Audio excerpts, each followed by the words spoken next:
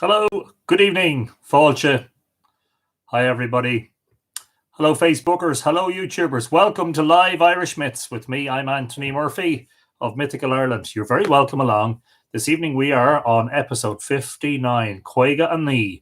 And tonight we're going to be delving back into the Lebor Gabála Érenn, or the Book of the Taking of Ireland, or as it's commonly referred to, the Book of Invasions. Hope you're all keeping well and that you're safe and keeping socially distant from everybody, which I know is very difficult to do, or physically distant. You'll have to forgive Coda. He's barking because he's just about to go out for his evening walk and he's very excitable. The sun is actually shining into the office here on the wall behind the camera. There's a narrow strip of sunlight coming in. So you can see how the evenings have progressed as we've passed Bealtaine, because in the run-up to Bealtaine, the sun was always setting before Live Myths started. And it was usually sort of, we were heading into twilight when it started.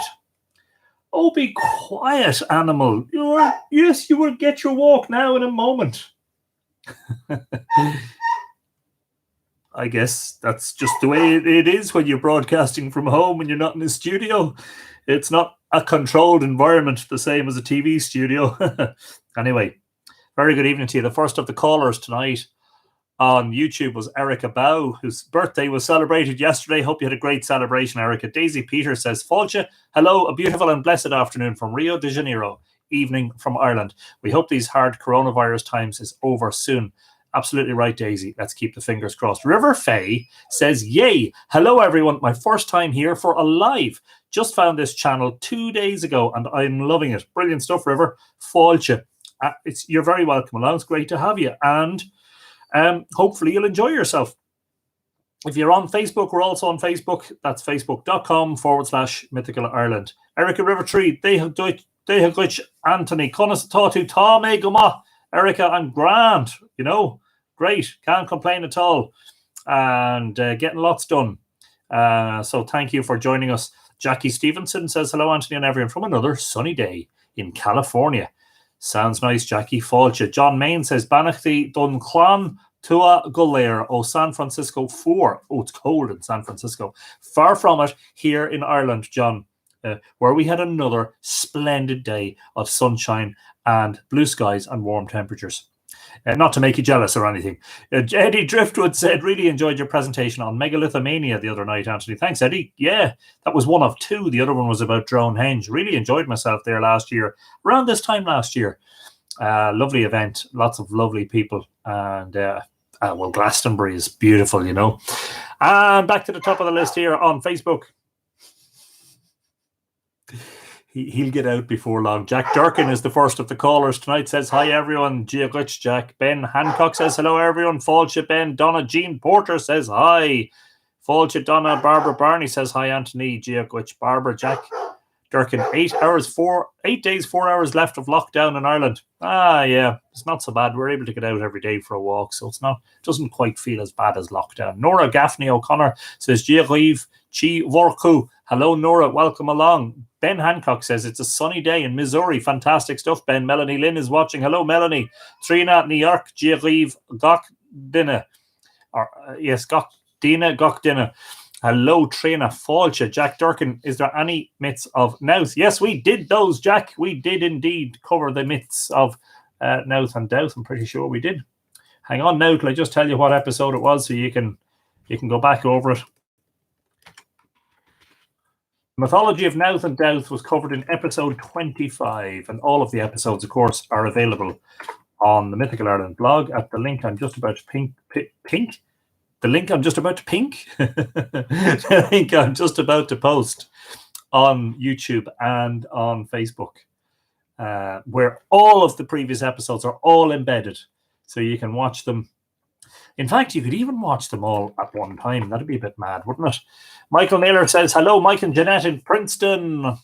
Giagliv, Michael and Jeanette. Lovely to have you along. Nick Eska Casterton says, hello, Anthony. Hope you and yours are okay. Hello to hope you're all well. All doing great so far, Nick. Todd Despera says, hello, everyone. Fáilte, Todd. Yvette Tillema. People of the bags. Fir Bolg. Let's find out. Rowan Grove says hello from Colorado. I'm just going to make a slight tightening of this tripod so that it doesn't fall over. Had a little interesting, perhaps synchronicity would be the appropriate word. 2 days ago, while taking a walk, I passed a hedge and a Cooper's hawk suddenly flew up from it. Yesterday, while doing the same necessary errands, I saw first a Cooper's hawk fly up from the ground with a twig in its beak, and then a second one perched in a nearby tree and calling. So this morning I was out for a walk, recalling these two incidents and smiling, wondering if I would see a hawk again today. Literally less than a minute later, a small thing came fluttering down the breeze from behind me. I put out my hand and caught it, a breast feather from a Cooper's hawk. Oh, wow. Yeah, that's a very interesting synchronicity, Rowan. I think you have a touch of magic about you, have you? Are you the band 3, are you? Brilliant stuff. Mariana Dunn says, greetings, dear Anthony and Tua from chilly Virginia. Well, wrap up well, Mariana, and keep warm. And pull a chair up by the fire here, and we'll get a good turf blaze going. Melanie Lynn says, hello, Anthony and Tua. Brr, winter weather here in Connecticut today. Sorry to hear it, Melanie, and I'm sorry to make you all jealous, but it's been a fabulous day here. Hi, Coda, says Rowan. He's gone now. You could probably tell he's gone out for the walk. He was all excited. Alex Casterton is in the house, says, hello, Anthony and Tua.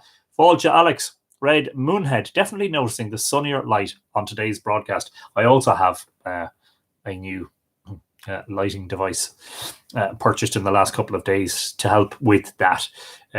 So just in case, you know, I can switch on and off my own son. Kathy May Dale says, good evening, Tribe and Mr. Anthony, and a great sunny afternoon here in Newcastle in Washington State, USA. Yeah, and say hello to Coda. Hello, Coda. Vicky Wallace Southall says, hello, my lovely friends. Fáilte, good evening, Vicky. Trandona. And hello, Evan. I hope you are listening and keeping well. Tom King says, we have liftoff. Evening, Anthony, and all the Tua. Coda, good dog. Story time and looking forward. Brilliant stuff, Tom. I wonder, have you got the forge lit? Pat Rowan is watching. Fáilte, Pat, long time no chat, huh? Henry Paddy Shearman says, good evening to good evening, Anthony. Hello, Henry. Same to you. Long time no chat. Barbara Kling, hello from Vermont. Snow on the ground here today. Wow. No snow in Ireland in a while. Barbara, it's lovely to have you along. Ralph Waldron says, hello to everyone from Athleague. And we say hello right back. Mary Grant Querrin says hello from New York. Fáilte Mary. Mandy McCurl says greetings from a misty Isle of Mull. Mandy, great pleasure as always to have you. Sebnem Yilmaz, hello from Cork. Lovely to see you all. Hello, Sebnem. Fáilte, lovely to have you along. Lucy Robinson says that's wonderful. Jim Conway. Jim Conway, Clan Brassel, Lurgan. Hello, Jim. Arish. Hi, Anthony and Tua from New York City, says Kimberly V. Halligan. So happy to catch the live session. Brilliant stuff. John Roach, we had glorious sunshine in one direction in Pembrokeshire and a rainbow framed by a black storm cloud in the other direction. Sounds interesting, John. I hope you had the camera out. Lucy Robinson says, evening to a Devon here. Beautiful day here also. Fantastic. Fáilte. Tránónamh, Lucy. Alan Cardoso da Silva. Jiagwich. On Greenock. Rio de Janeiro. Brilliant stuff. Fáilte, Alan. Lovely to have you along. And I'll turn off those speakers. Donna Jean Porter, yesterday was nice and cool in North Texas. There you go. Cheryl Ann McFetridge, cheers and sláinte from sunny and cold Boston. Very cold Boston, in fact, she says. Fáilte, Cheryl Ann, Pat Rowan. Hello, beautiful Tua from Discovery Bay, Port Townsend. Fabulously named Discovery Bay. Yvette Tillema, snowstorm in Keene, New York. People of the bags. Hi, all. Hi, Yvette. Kith Cranog is watching. Hi, Kith. Lovely to see you. Aaron Durrett is watching. Fáilte, Aaron. Kimberly Fields Sipila from Harstein Island again. I should be in my kayak, but didn't want to miss out. You need to get a waterproof phone, Kimberly, and then you can do both. Brilliant stuff, but nice of you to stay around for Live Irish Myths. Liz Pierce saying hello from the heart of Brigantia in the old north of Britain. Hello, Pierce. Liz, I was going to say hello, Pierce. Hello, Liz. Fáilte. Jack Durkin, thank you, Anthony. You're very welcome. Federica Guy, hi, Anthony. Hi, Tua. I missed some episodes, but I'm here again. Very happy. Ciao, and lovely to see you. Hopefully everything is getting back to some normality gradually in Italy. Wendy Cousins Weir says, so glad to have discovered these live sessions. Is this your first, Wendy? If it is, you'll tend to find that you'll get a very warm welcome from the Tua. And Anya Waldron says, hi from Saratoga Springs in New York. Trononawa Anya, Maureen O'Leary, a pot of Barry's fresh banana bread and the tua on a snowy Minnesota day. Life is good. Fantastic stuff, Maureen. Lovely to see you again. Dawn Hilton, hi Anthony and everyone. I just have to get some coffee and dog food back in 10 minutes. That's perfectly all right. That's about the time. Well, we'll probably still be doing introductions when you get back. That's the way it's been going lately. Maeve Fina Callahan is saying hello to all the tua from Portland in Oregon. Hello, Maeve. Good evening to you. Bandri Rowan, as in female druid. Yes, indeed. Mark Ledger. Good day, Anthony and Tua from drizzly Townsville in tropical North Australia. Great to see you, Mark, and a very good morning to you. Majin Ma. Greetings from a thundery Killinall in Tipperary to all of the Tua. It looks like we missed it up in the Glannaboyne in the Boyne Valley, Laura. So thanks for the weather report. Good to see you. Hope you're keeping well. Patricia McAteer says it's still lovely here in Omeath, but cloud is building now. Yeah, we've got some high cloud, but it's like cirrus. But we've got blue skies and sunshine, and it's lovely. Movanway Millward says, evening Tua, looking forward to hearing more on Lebor Gabála. Brilliant stuff, Movanway. Lovely to have you along. Mari Axel Othemiskira, says, hi from Spain. Good evening to you. Hola, Falche. Kristen Murray Endre says, good greetings to everyone from the Chicago everywhere. Slow down, Anthony. Come on, let the head rest for a second. From the Chicago area. Missed being with you this week. Well, Kristen, welcome back. Falcha. Grace Walker. Sorry I'm late. Blessings to all from Lindenhurst, Long Island, New York. Grace, it's fine. And you didn't miss your hello, and you didn't miss the beginning of the story either. Special hello to Evan Seamus from Rowan Grove. Tom says, yes, the forge lit and sparks are racing to the heavens. Nothing like it. I can just imagine. Sounds brilliant. Serena Swift, hello, I made it. Just got in from working in the garden. Beautiful day for working in the garden. Absolutely right. Myself and my wife have been working in the garden for the past couple of days. And I have to say, my wife has done a really, really terrific job. We've created something that we have called a garden of light, and perhaps I'll get to share some pictures with the community over the next day or two. It's not just finished, but the finishing touches are being put. If it's not finished tonight, it'll be finished tomorrow. Dave Russell, Falcha, Anthony and Tua. A girl asked me about coronavirus today. I said, you can't spell virus without U and I. Quarantine without U or A Q T.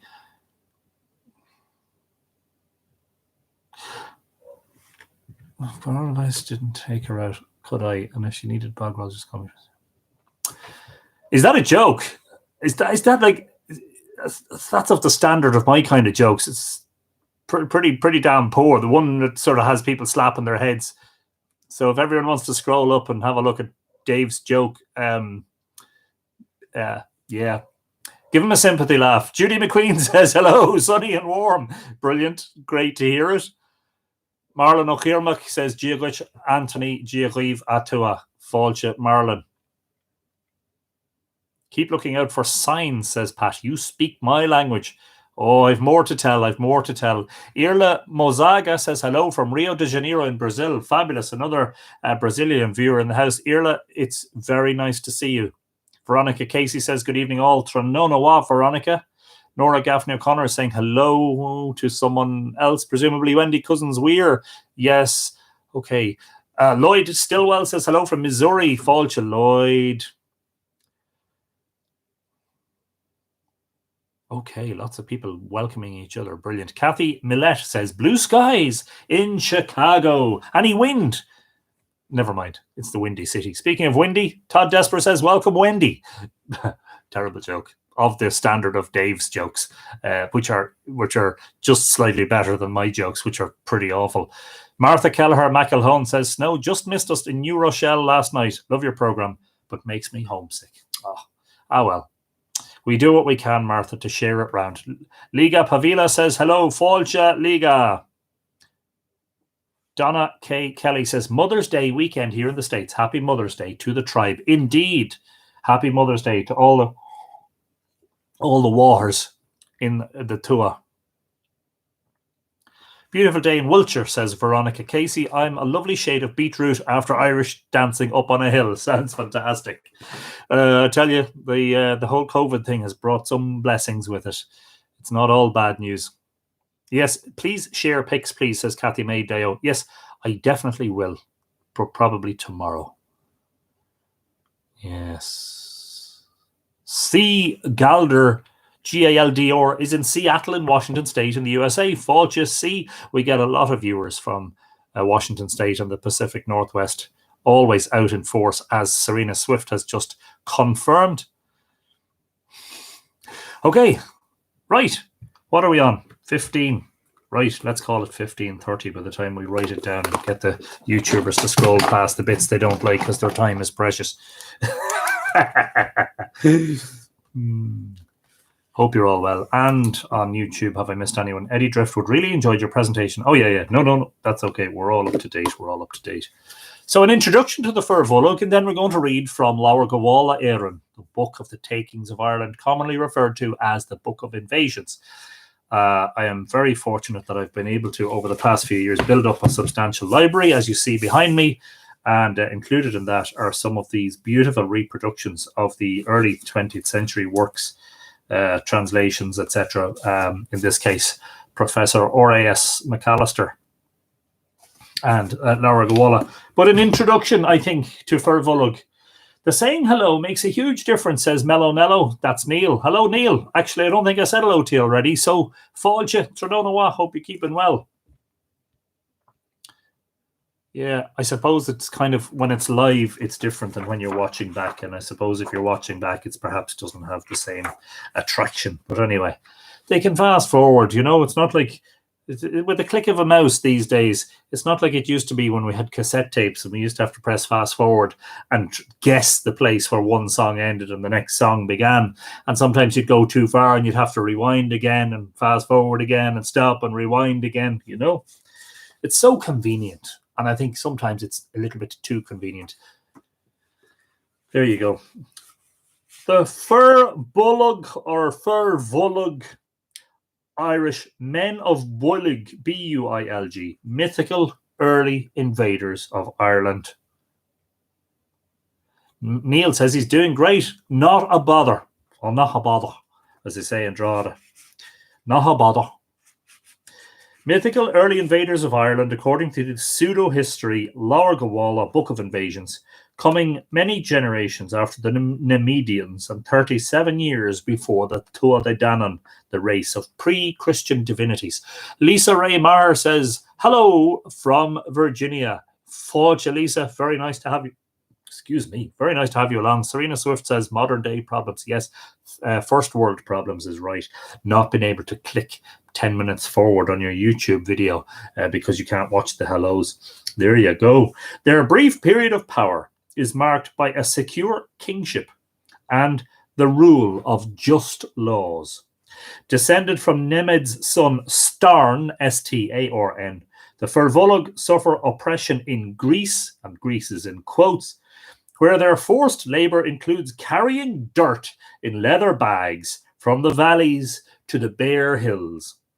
These same bags, refashioned into boats, allow them to escape. The bag motif prompted the fanciful gloss of their name, Men of the Bags, after Bolg, which can mean bag or satchel or sack, which is now rejected. Instead, the Fir Bolg are mythologized from the Builg, B-U-I-L-G, and Belgae, B-E-L-G-A-E, and other P-Celtic settlers in Ireland who preceded the Q-Celtic Gaels, who would be the Milesians. When the Lebor Gabála, within the Lebor Gabála, they take their name from Bolg Bolga, an ancestor deity. So there you go. P-Celtic and Q-Celtic. He has those starred, just in case we need them explained.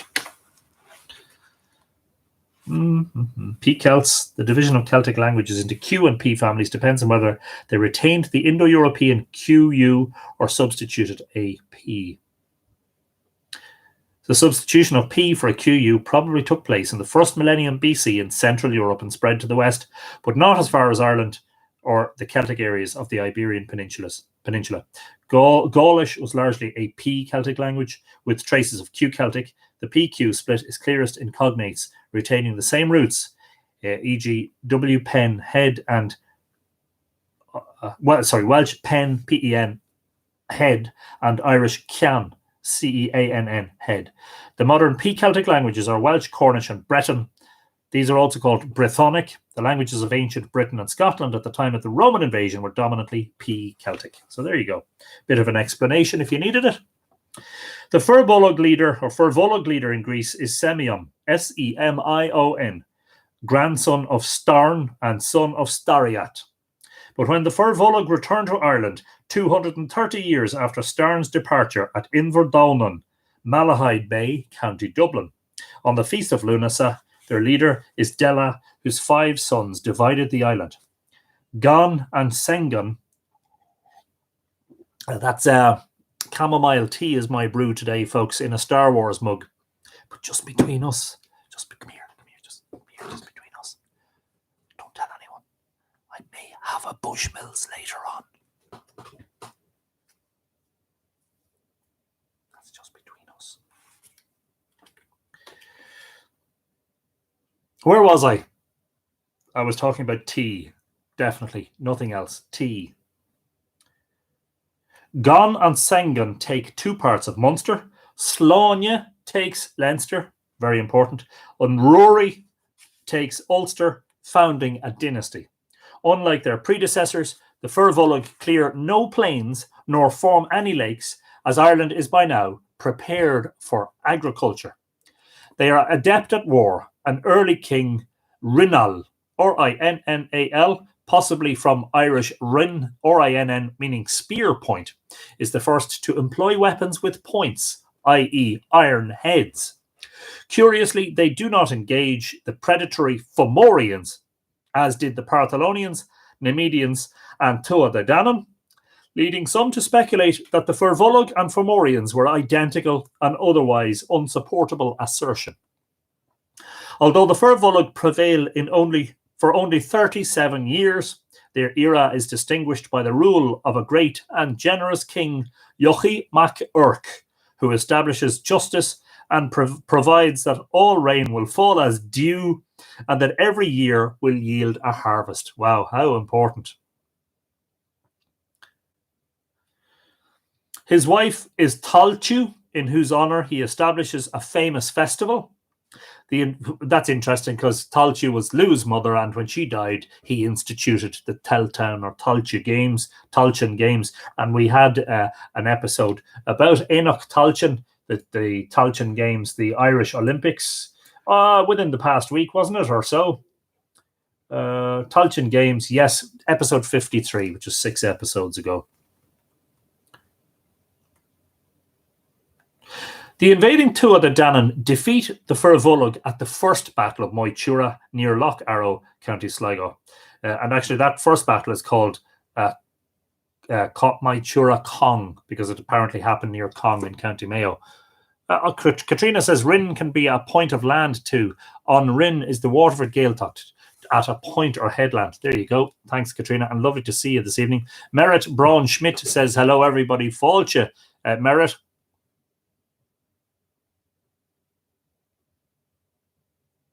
Did I miss anyone? Salmon Neil. What did the Romans ever do for us? What book, please, says Yvette. It's our old favourite. It's MacKillop. Oxford Celtic Mythology. Okay, good stuff. Right. According to mythology, Yochi and Talchu were the first couple of monarchs in Ireland, right? I couldn't be entirely sure, but I think you could be right, yes. Yes, I think you're probably right. According to mythology, yes. I'm not sure that the Nemedians established a kingship.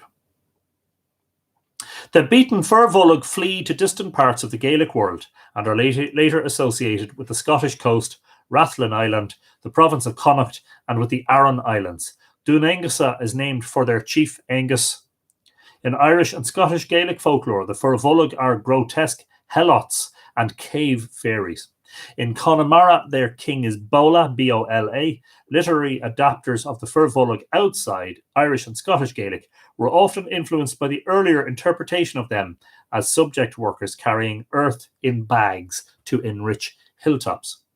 W.B. Yeats describes Forgale as a Fir Bolg in his play The Shadowy Waters, 1905. T.F. O'Reilly's interpretation of the historical roots of the Fir Bolg invasion in early Irish history and mythology, 1946, while widely cited, remains controversial. In his vision, the Fir Bolg or the Fir Bolg represent the experience not of one people, but of at least three of the P-Celtic invaders of Ireland who preceded the Q-Celtic Gaels. The Érenn, the Downan or Fir Downan, and Gallion, another name for the Lion, founders of Leinster. These P-Celts were linguistically related to the Belgae and Brythonic peoples of the continent and Great Britain, but were eventually absorbed into the rest of the Irish population.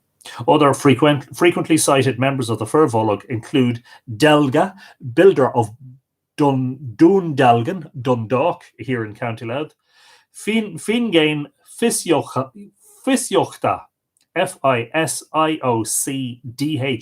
their physician, and Shreng. Who was Shreng? Come on. Go on. I'll give you 2 minutes to tell me who Shreng was. Don't Google it. Sreng. What is Shreng's significance in terms of the Tua de Danann?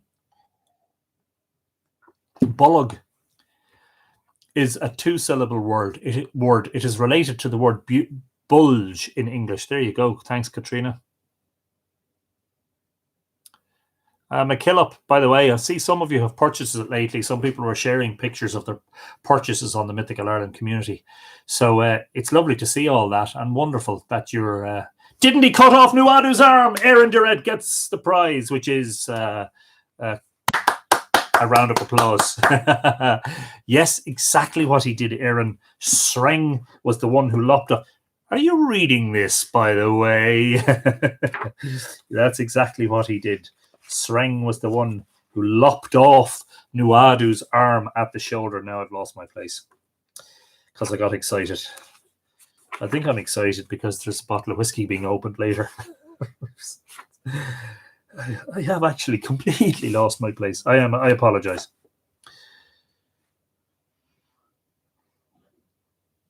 See John Carey, Fir Bolg, and Native Etymology Revisited in Cambridge Medieval Celtic Studies, 1988. I would love to have access to all those papers, and I'd love to see all John Carey's work in one place because he is a fabulous, fabulous scholar. So there you go. Silver hand after. Sam Neil says, yes, exactly. That is how he got the name Aragat Love, Silver Hand, because Dian Kecht, the healer of the Danans, fashioned him a silver arm and a silver hand, which had the movement of a normal human hand. But Dian Kecht's son, Miach, made his father very jealous and indeed angry when he formed a fleshy human arm and hand for Nuadu and was given the silver arm as a reward. Boan's Whistler, says Marie Bisgard. I haven't tried that. Actually, I must try that. Bushmill's talking. Yeah, I haven't had any yet, Patrick. Just Pat Rowan. I just have to qualify that. Okay, right. Good. I am not reading it. My husband is my witness, says Érenn. We believe you.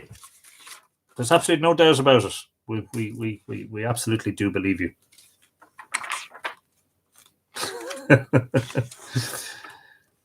Okay. Now the question here is: do we read the introduction, or do we just get started? We just get started with the text. Ireland's Immortals by Mark Williams references John Carey a lot. It's a good book. Ireland's Immortals is a fantastic piece of scholarship. Very, very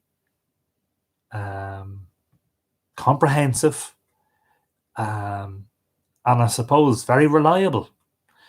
And it kind of pokes a few holes in theories around the Danans, doesn't it? But it's very interesting nonetheless.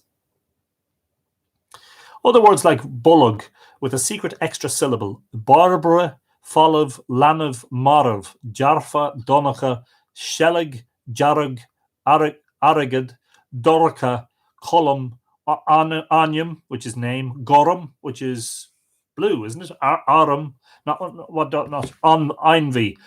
Einvi. Oh, I know what that means because I learned it recently and I can't remember. There you go. I don't know what Folav means, Katrina. Lanav is baby, isn't it? Marav is dead. Shellig. Yeah, some interesting words there.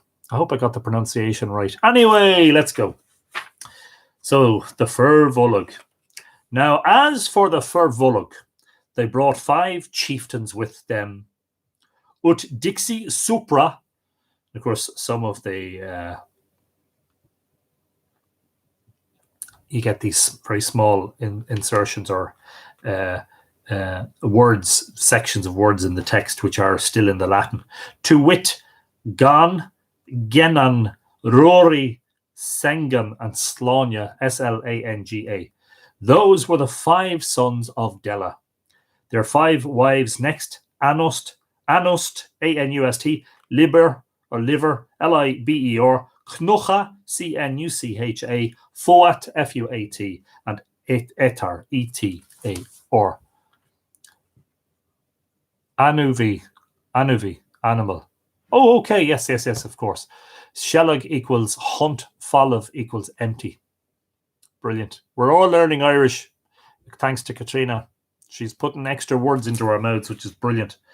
The Fir Bolg separated into 3, with Slania, son of Dela, son of Loth, his 3rd, landed in Inver Slania. His 5th is from Inver Culpa, and that is the estuary of the Boyne River, to Cumar 3 Mushke, 1,000 men his tally. Cumar, is that the meeting of the 3 waters? The 3rd, the 2nd, and that is, of course, the meeting of, isn't it? The Barrow and the Nore and the Shore, isn't it? I think so. Which is basically modern day Waterford on one side and New Ross on the other side. The 2nd, 3rd landed in Inver Douglashi with Gan and Sengan. 2,000 were their tally, Gan from Cor Trinishke to Bellach Conglash. Sengan from Bellach Conglash to Limerick. That is over the 2/5 of Mumu. And Mumu, an early Irish name for what we would call now the area of the province of Munster. Just let me see if there's anything that I'm missing. Bullock, also tummy, exactly.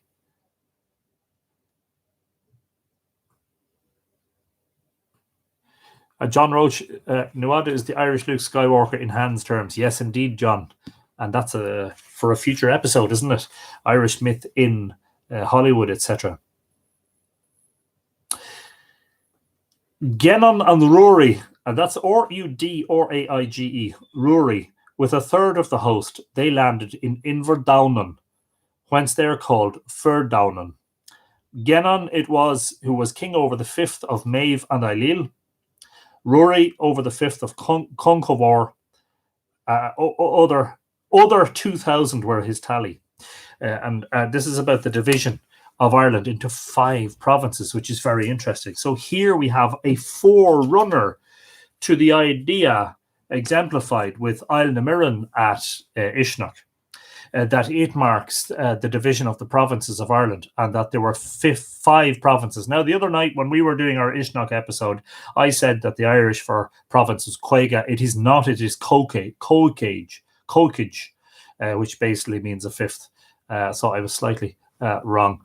Please tell me, did they or didn't they? What's this about? I have no idea what you're talking about. Sorry, I'm missing. Did they or didn't they what?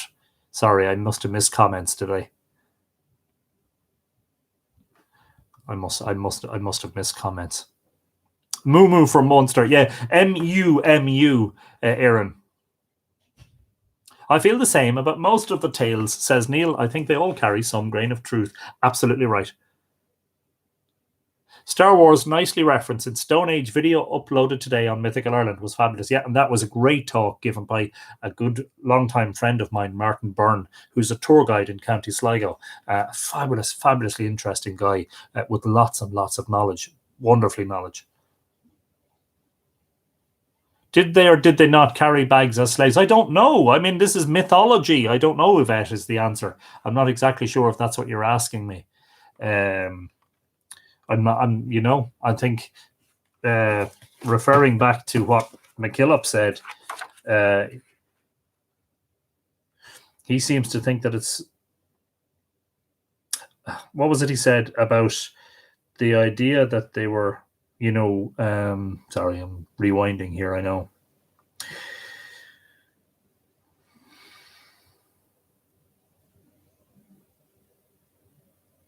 Probably reading the wrong part now.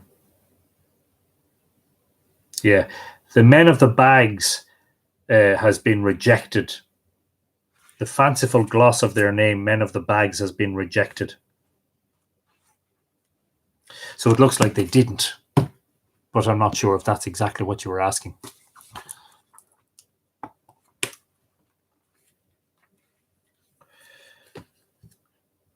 Those are the Fir Bolg, the Fir Downen, and the Gallion. So they split Ireland. They divided Ireland into 5 provinces, and Ireland was later divided into 5 provinces because there were 4 provinces, and the 5th, which was the sacred or mystical 5th province of Island of Mirren, the navel of Ireland.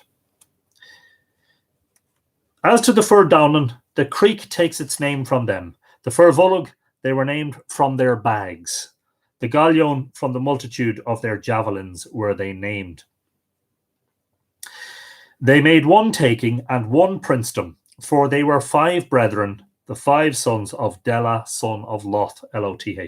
And in 1 week they took Ireland, though the days were different, whatever that means. On Saturday, the calends of August, which is interesting because they're basically saying that it was Lunasa, Sláine landed at Inversláine. On Tuesday, Gan and Sengan landed. On Friday, Gannon and Rury landed. And thus is it one taking, though they were differently styled. The Gallion from Sláine were they named. From Gan and Sengan were the Fir Bolg named. The Fir Downen were named from deepening the earth. They were Gannon and Rury with their followers. For they are all called Fir Bolg, and 37 years was the length of their lordship over Ireland. The 5 sons of Dela were the 5 kings of the Fir Bolg, i.e. Gan, Gannon, Rury, Sengan, and Sláine. And Sláine, interestingly, is spelt different ways. Initially S-L-A-N-G-A, Slanga, Sláine, and now S-L-A-I-N-E, Sláine. And of course, he's the one who gives his name to Slane in County Meath. Just over the way here, where St. Patrick was said to have lit the Paschal fire on the top of the hill, but where there is a mound referred to in local folklore as Dua Sláine, the burial place of the Fir Bolg King Sláine, who's said to have been buried there, overlooking the boundary of his province, because he had the largest of the 5 provinces, and that stretched from the Boyne to the meeting of the 3 waters. Now these men, the Fir Bolg, were the progeny of Dela. Sláine was the eldest, son of Dela, son of Loth, son of Orthet, son of Trivwat, son of Gohorb, son of Gostin, son of Forhek, son of Semyon, son of Erglan, son of Bjoan, son of Starn, son of Nemed, son of Agnamon. I hope you were taking all those down, because there'll be a test at the end. No king took who was called of Ireland till the Fir Bolg came. 9 kings of them took Ireland. Sláine 1 year. It is he who died of the Fir Bolg in Ireland at the first. Rury 2 years till he died in Brug Brotruad. B-R-A-T-R-U-A-D. Brotrua. Red cloak. Red cloak. The brew of the red cloak. Katrina, help us here. Is that right? Or could it be something else? Brotruad. B-R-A-T-R-U-A-D. Gan and Gannon 4 years till they died of plague in Fremand, F-R-E-M-A-I-N-D. Sengan 5 years till he fell at the hands of Fiacha Ken Findan, son of Starren, son of Rury, son of Dela.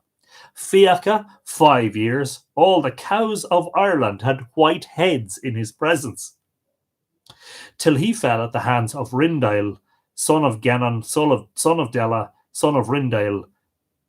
Sorry, I missed that. He fell at the hands of Rindale, son of Gannon, son of Dela. Rindale 6 years till he fell at the hands of Fovgenid, son of Sengan, son of Dela, in Ebba Corpora. It's hard work sometimes, isn't it? F-O-D-B-G-E-N. Fovgen, I presume. 4 years till he fell in Mag Muirhevna, and that is the plain of Muirhevna, which is cognate with the modern county of Louth, stretching from the Boyne River as far as the Castletown River at Dundalk in the north of the county. At the hands of Jochu, son of Rindale, son of Gennan, son of Della. Jochu, son of Erk, 10 years. There was no wetting in his time, save only dew. There was no year without harvest. So basically there was no rain, but plenty of dew to keep the crops watered. On Vrahan Viog is insulting. It is literally belittling. Interesting. Falsehoods were expelled from Ireland in his time. By him was executed the law of justice in Ireland for the first time. Jochu, son of Erk, fell at the hands of the 3 sons of Nemed, son of Baura. He is the first king of Ireland who received his death wound in Ireland. Fascinating stuff. Helen Guinan is in the house. Your Majesty, you are playing a blinder with all those pronunciations, says Nora. I'm not sure that I am. I'm sure Katrina is off there at the side giggling at some of the efforts. I'm doing my best, though. Where was I? The Fir Bolg gave them, the Tuatha Danann, battle upon Mythical. They were a long time fighting that battle. At last it broke against the Fir Bolg, and the slaughter pressed northward, and 100,000 of them were slain westward to the strand of Jochel. Somebody is not feeling well, apparently.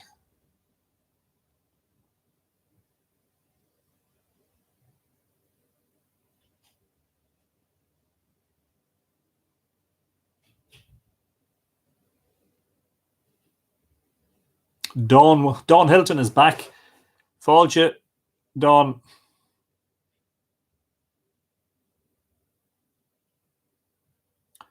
And I must have missed something. Because somebody's apparently got a toothache, but I can't see who. Oh, it's Desiree. Okay. Oh, I hope you're okay, Desiree. All our best wishes to you. We're all sending you lots of love and healing. Slanja, Slange, is a snake in Danish, says Marie Bisgard. Fascinating stuff. Of course, Patrick lit the Paschal fire at Slane. And what did Patrick do? He drove out all the snakes out of Ireland, apparently, but there never were any in reality. Interesting stuff. There was the King Jochu overtaken. That is at the strand of Jochel, Eochail. I presume that Achill. And he fell at the hands of the 3 sons of Nemed. Yet the Tuatha Danann suffered great loss in the battle, and they left the king on the field with his arm cut from him. The leeches were 7 years healing him, and that is, of course, Nuadu. And that's really very interesting because the healing time, according to Lebor Gabála, the section that deals with the Tuatha Danann, the healing apparently only took thrice 9 days, 27 days. So I'm going to mark, I'm just going to put in one of these. Sorry, I know I'm getting distracted here, but that's 7 years. That's just important to something that I've been sort of reading about and researching and writing about lately. So I'm just going to put a little sticky in that page so I can come back to it, remembering not to leave the sticky in the page because apparently it can damage the book, according to some of our viewers. So we'll do that. Erica Rivertree says, MythFlix is always worthy of a toast. Time for a glass of French-style rosé. Sounds nice, Erica. And yes, indeed. A bit of a toast later on, definitely. Xandru Reguera says, hello from Buenos Aires. Hello, Xandru. Hello. Fáilte. Gardens at Tiernan says, hello from West Virginia and a breezy, sunny spring day. Fáilte. You're very welcome along. The Fir Bolg fell in that battle, all but a few, and they went out of Ireland in flight from the Tuatha Danann into Ara and Il Aili and Rachra and other islands besides. It was they who led the Fomori to the second battle of Moitura. And they were in those islands till the time of the provincials over Ireland, till the Cruithne, Cuithne, drove them out. They came to Cairbre Nia Fir, but he gave them lands and he gave them lands, but they were unable to remain with him for the heaviness of the impost which he put upon them. Thereafter they came in flight before Carbre under the protection of Maeve and of Ailill, and these gave them lands, presumably out near Rathcrohan in Connacht. This is the wandering of the sons of Umor. Angus, son of Umor, was king over them in the east, and from them are named those territories: Loch Kimma, from Kimma Foreheads, son of Umor, the point of Tawan, or Taman, Taman, in Medriga, from Taman, son of Umor, the fort of Angus in Ara, and that is the aforementioned Dun Angus in the Aran Islands, from Angus, the stone heap of Cunnel in Aidne, from Cunnel, my Adger from Adder, my Assel from Assel in Mumu also. Men, son of Umor, that's Menn, was the poet. So you see this claim that Amergin was the first poet in Ireland. Well, here we're saying that the Fir Bolg had a poet as well, and indeed, so did the Tuatha De Danann. They were in fortresses and in islands of the sea around Ireland, in that wise, till Cuchulainn overwhelmed them. No forts or entrenchments are reckoned as having been dug, nor lakes to have burst forth, nor plains to have been cleared in the time of the Fir Bolg. Of their seed are the three communities who are in Ireland not of Gaelic stock, to wit, the Gauria, son of the Suc, S-U-C, in Connacht, the Eithharshig, and the Gallion in Lyon. Those are the adventurers of the Fir Bolg. Those are the kings thereof. The historian sang the Fir Bolg and their deaths the song. And there's a poem.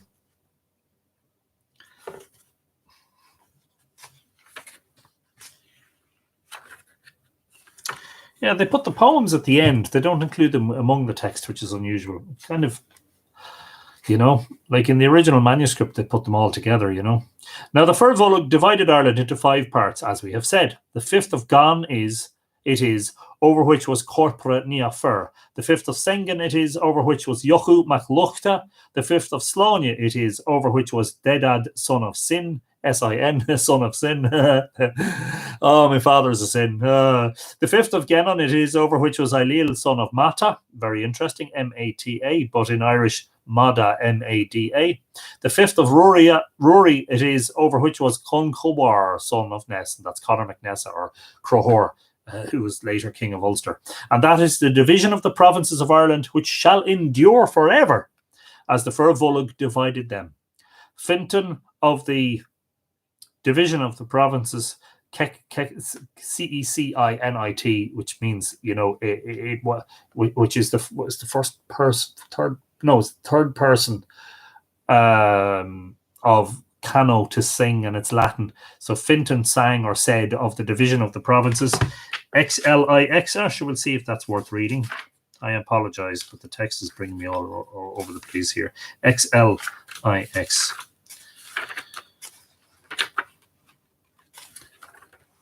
The 5 parts of Ireland between sea and land, I entreat the fair candles of every province among them. From Drovus, swift and fierce, Drovush, swift and fierce, is the holy first division, to the Boyne, white and vast, south from white Barke, from the Boyne, tuneful and whitely glowing, with hundreds of harbours, to the meeting with sound of assembled waves, to the cold 3 waters. From that same meeting with nimble something, because it's not translated, from the Bale, B-E for the L, of the brave Coo, who is called Glass, from Lumneck of huge ships, broad its surface, to Drovush of armed multitudes, pure, on which a sea laugheth. Knowledgeable prostration, pathways are related, perfection in the matter of correction, towards a road into 5. The points of those provinces to Ishnach they did lead, each of them out of its ... ellipsis, till it was 5. So that's interesting. Some of the words are not translated. But there you go. It's even saying there that the points of the provinces lead to Ishnach. And that's indeed also very interesting. Worthy of being marked, I think you'll agree. Sorry about this. I know. This is what I have to do. If I don't mark them, I'll forget them.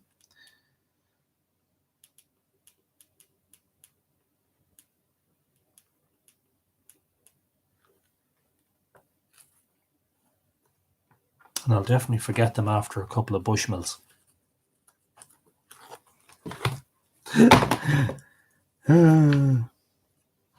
Sorry about that. And straight back we go to the story where we were. The progeny of Semyon were all the Gallion and Fir 30 years after Gennon and Ruaidhrí, the Tuatha Danann, came into Ireland. Next comes the taking of the Fir Bolg here below. Yes. So indeed, there are redactions. My apologies. This is the second redaction or the second version of the text. Ireland was waste for a space of 200 years after the capture of Cunning's Tower till the Fir Bolg came. From the lands of the Greeks they came, fleeing from the impost which the Greeks had laid upon them, carrying clay onto bare rock flags and making them flowery plains. So that's the tradition of them, but apparently the scholars don't believe that there's any genuine authority behind that. That's just a gloss.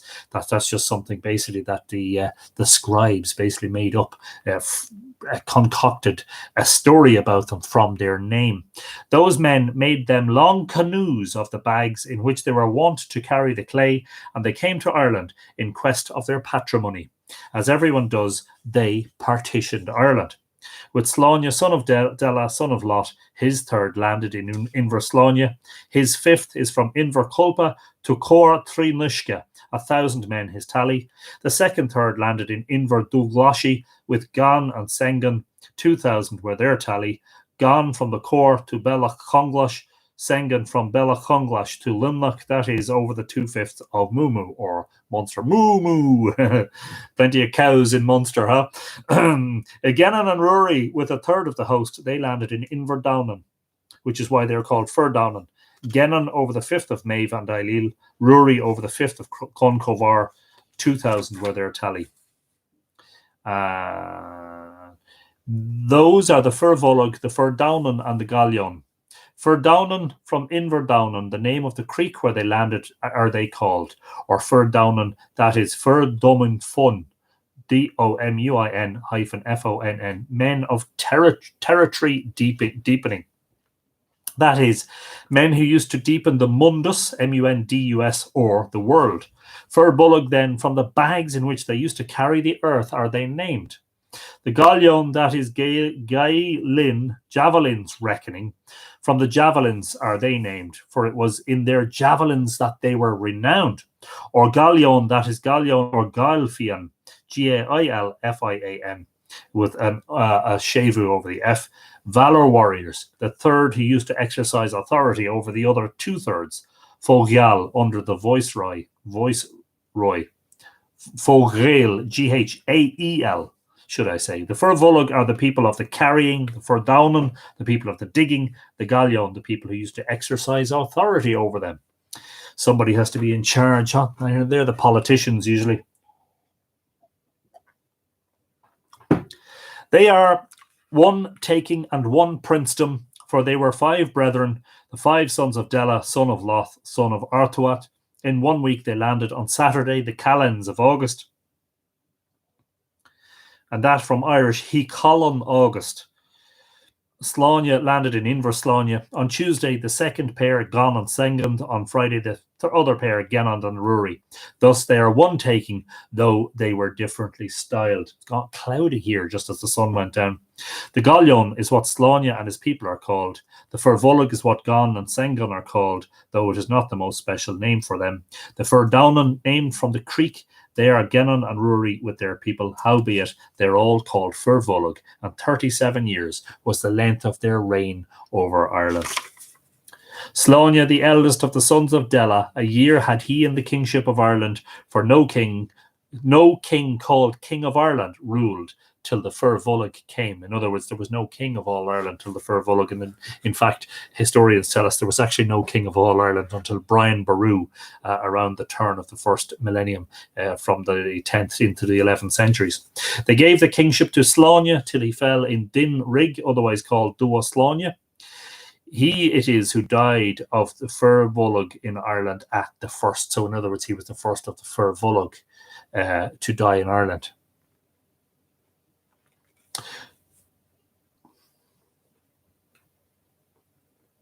What's Din, Katrina? Din Rig R-I-G is presumably Re. Is it King? Din, the something of the... Oh, you said that already, did you? Perhaps you could enlighten me. 2 years had Rory till he died in the brew, and we found out earlier that that's not brew pneumonia, that's a different brew. 4 to Gan and to Gennan till they died of plague in Fremand. 5 had Sengan till he fell at the hands of Fiacha, son of Starin.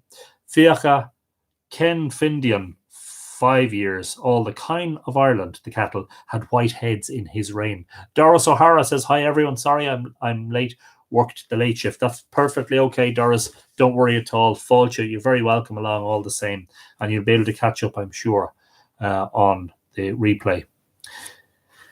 Fiacha Ken Findain, 5 years. All the kine of Ireland had white heads in his reign, till he fell at the hands of Rindail, son of Gennan. 6 years had Rindail, till he fell at the hands of Fovgen, son of Sengan, at the fight of Craib. C-R-A-E-B.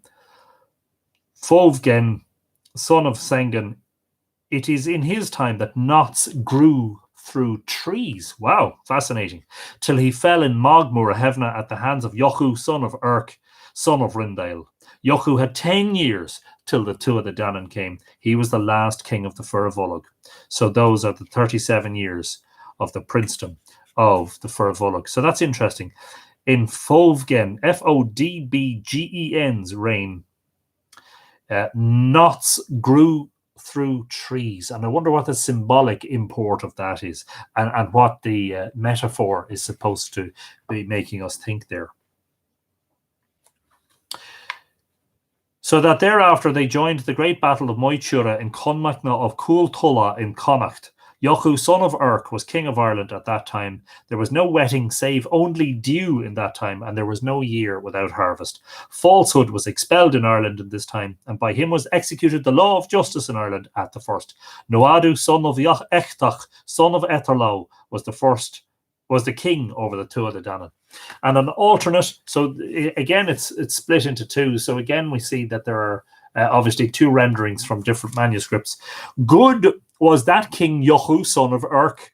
There was no wetting save only dew in that time. There was no year without harvest. Falsehoods were expelled from Ireland in his time. By him was the law of justice executed in Ireland at the first. So the Tuatha De Danann offered battle or kingship to the Fir Bolg, and thereafter they joined the great battle of Moitura in Conmachna of Cooltulla in Connacht. Cooltulla, C-U-L-T-O-L-A-D. Yochu, son of Urk, was king of Ireland at that time, and Nuadu, son of Echtach, son of Etherlov, was king over the Tuatha De Danann. Knots in wood make for difficult woodworking. Yes, indeed they do. The Fir Bolg gave them battle, the battle of Moitura, and they were a long time fighting that battle. At last it broke upon the Fir Bolg, and the slaughter was pressed northward, and 1,100 of them were slain from Moitura to Tracht Ochila. There Yochila. There the king Yochi, son of Urk, Yochi Mac Urk, was overtaken, and he fell there at the hands of the three sons of Nemed, son of Baura. Kesarb, Loam, and Luachra were their names. Howbeit, the Tuatha De Danann suffered great loss in that battle, and they left their king on that field with his arm cut off from the shoulder down. Well, he had his hand by his side, so I was going to say surely he means from his shoulder up, but yes, indeed. Leeches were 7 years working his cure, and an arm of silver was put upon him. Aragat love naragat fire. As one saith, poem number L. What's L? Is that 20 or is it 50? Or is it?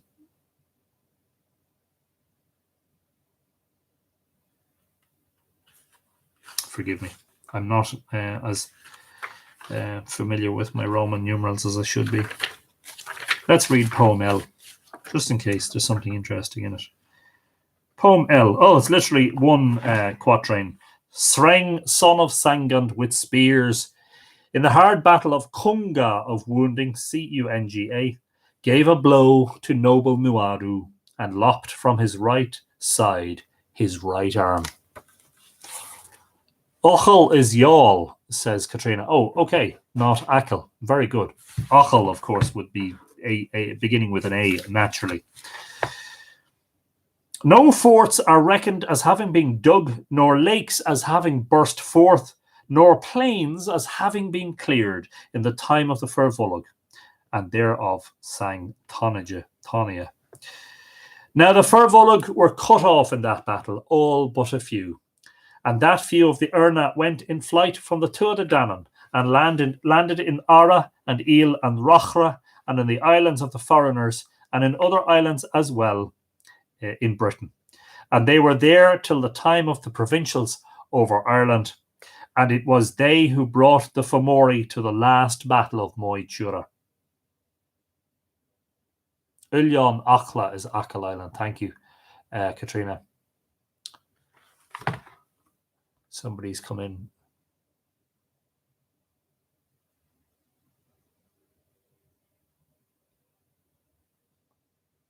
Ivania, is it? I must have missed a few comments, and I do apologize. Okay, I'm not sure who it was that came in. It was perhaps somebody called Ivania, maybe? You're very welcome, whoever it is. And on YouTube, Irish Technical Thinker, Marcus and Rachel are in the house. Duriv Machlon Ord. You're very welcome along, folks. Lovely to have you.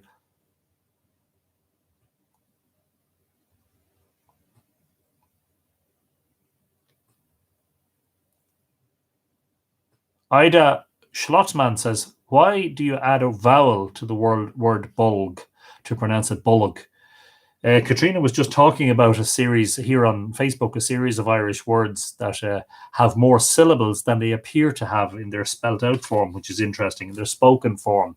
I'm not exactly sure because I'm not a scholar in Irish. Just popped in late, says Kevin Anderson in Indiana. Didn't want to interrupt. That's perfectly all right. You can interrupt. No problem. We're very glad to have you along.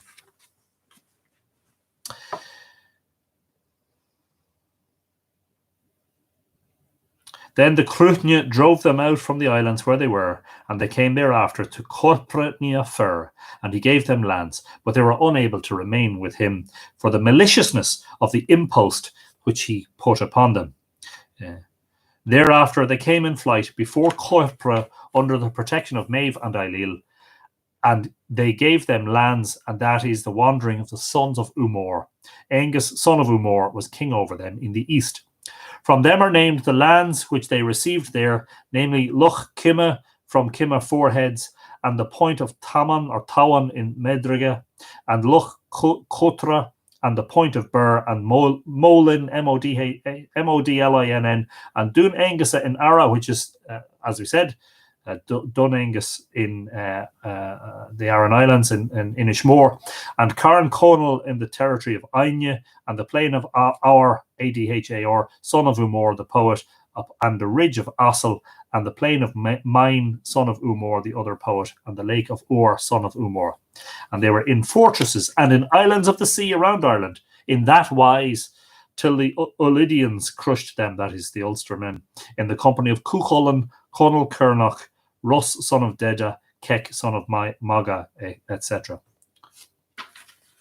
No forts are reckoned as having been dug, nor lakes as having burst forth, nor plains as having been cleared in the time of the taking of the Fir Bolg. Some say that of the Fir Bolg are the three communities in Ireland not of Gaelic stock: the Gauria, son of the Suck in Connacht, Tarshig of Lion in Ifaile, and Gallion of Lion, so that of the wandering of the sons of Umor the following was said, and we're not going to read that poem. The Fir Bolg divided Ireland into 5 portions, as we have said above. The 5th of Gan it is, over which Corpretnia Fir was, that is, from the Boyne to Cor Trinishke. The 5th of Sengan it is, over which Yochi, son of Lucht, was. The 5th of Slania it is, over which Dega, son of Shin, was. Shinei. The 5th of Gyanan it is, over which Ailil, son of Mata, was. And in this case, Ailil Mac Mata is the Irish, M-A-T-A. Very interesting. The 5th of Ruri it is, over which Concobar, son of Ness, was. That then is the division which shall be upon Ireland forever. And that's very interesting because it's suggesting that Ireland will forever be divided into 5 provinces. Now, of course, one could argue that Ireland is only divided into 4 provinces. But as we've said, and as we've seen in the episode about Ishnok, in fact, there is a 5th province, which isn't a geographical province as such, but more of a sacred one. And perhaps an entrance to other worlds. That is the story, as short as it is, short and sweet, of the arrival of the Fir Bolg, according to Lebor Gabála. And you can see why it is that they are not prominent, so prominent in the mythology as, for instance, the Milesians, the Tuatha De Danann, and the Fomorians.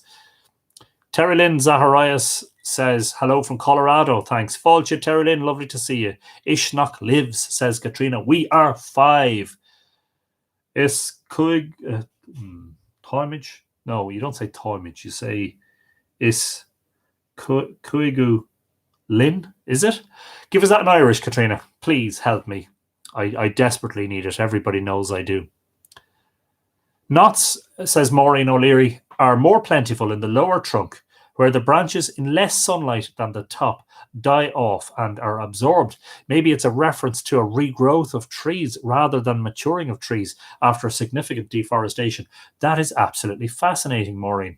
Yes, and a brilliant suggestion as to what the deeper meaning of it might mean. Brilliant. Really, really love that. Katrina says, no one has changed the course of history as much as historians, so let us not rule out the possibility that the Fir Bolg were indeed bagmen, as the mythology says, who carried earth in their bags.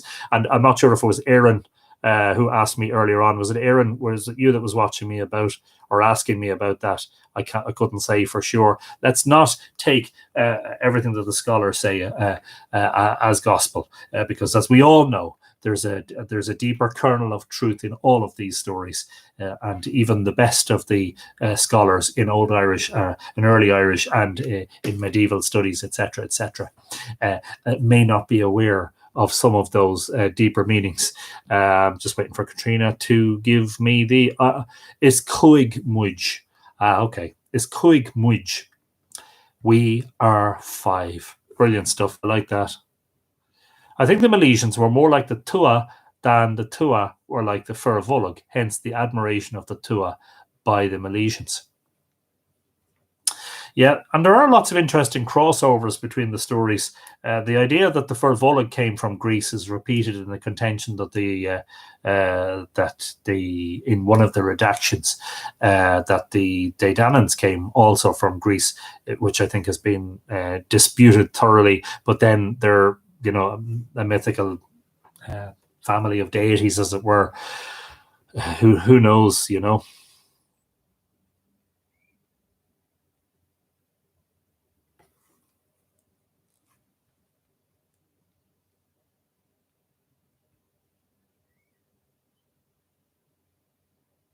Okay, so that's us for this evening. Ivania Lee. I can't pronounce that, hopefully. Tena Kutu Katoa. Lovely morning, enjoying my stewed fejoas, or is it fejo? Yes, I'm not even going to try and pronounce that. And custard for brekkie in New Zealand. Brilliant. Good morning, Ivania. Or is it Ivania or Ivania? Lovely to see you, and lovely to have someone from New Zealand watching. Knots represent the healing where branches are either cut off or fallen or diseased, says Patricia Healy-Sullivan. Very interesting stuff. And Jay Grove says, hi from New York. Glad I caught you live. Well, hello there, Jay Grove. Perhaps you might tell us your real name, and we'll give you a big Cade meal of Fáilte. Better late than never. I'm not sure if you've just arrived, but we've just finished. But not to worry, because you can watch on the catch-up. And, of course, we'll be back with more stories tomorrow. Can't promise exactly what we're going to talk about yet tomorrow. And I know there are lots and lots of suggestions. Bear with me on some of those, because some of those require me to go and do research, which I have a little bit of scant time for these days, being still employed full-time. It is also my great pleasure, before we leave, to announce to you that as of 15 minutes, yes, Ivania, can you clone Jacinda and send her clones out to other countries to rule? Yes, indeed, Jacinda Ardern. What a brilliant leader. As of about 15 minutes before we started Live Irish Myths this evening, I passed a milestone in the writing of the new book. That is, I passed 50,000 words in my new book. And I was writing about that very interesting chance alignment, that very interesting alignment of my house and Dronehenge and Isle na Mirren, the stone of divisions in the heart of Ireland, Umbilicus Hiberniae, the navel of Ireland, precisely aligned. There you go. Talk about meaningful coincidence and synchronicity. But there's something else that I discovered a short while ago, just today, in advance of coming live tonight. Something else that I discovered about that alignment that is very, very interesting, and I will talk to you about that very soon, hopefully. In the meantime, stay safe, everyone. Have a good evening, have a good afternoon, or if you're in Australia or New Zealand and we have viewers in those parts of the world, have a great morning and a great day. Don't forget to come back tomorrow evening at the same time. 8 p.m. Irish time is the time, folks. We will pick another fascinating topic. Hopefully you'll be fascinated by it. And we'll gather again as a tribe, the Tua de MythFlix, and we'll have another chat around the fire. We might do at some point soon another open house. We need to also return to the Mythical Ireland Library. I only did one of a planned 3 episodes about the library, and I know that some of you have been asking for that, so we might do that. And we also have to get back to Togol Brúne dá Durga, the destruction of Dá Durga's hostel, which was thrown up as a choice last week. That is the week before this one gone, when we had Deirdre and the Sons of Ishnach as a choice, or the destruction of Dá Durga's hostel, and the majority chose Deirdre and the Sons of Ishnach. But we have to go back to Togol Brúne dá Durga, which we will do. That will probably take 3 episodes because it's a lengthy tale. So we'll see. Anyway, hopefully soon we will be able to do all these things tomorrow. Again, join us, as I said, same time tomorrow evening. I'm rambling now, aren't I? And it's gone really dark here. This big ugly grey clouds coming in. I hope we're not getting any of that rain, especially any of those thunderstorms that some other people have mentioned. Colasov, Slongafol, Banachti, Glan na Bonia, blessings from the Boyne Valley, safe sleep. Bye for now. Don't forget to keep washing your hands, maintain social distancing when you're out and about. Don't make unnecessary journeys. Wear a mask in public, especially in supermarkets and places where there are other people if you can. Stay safe, folks, so that you can keep coming back to us for Live Irish Myths. I'm Anthony Murphy. It's been a great pleasure as always. And slán go fóill until tomorrow evening. Bye-bye.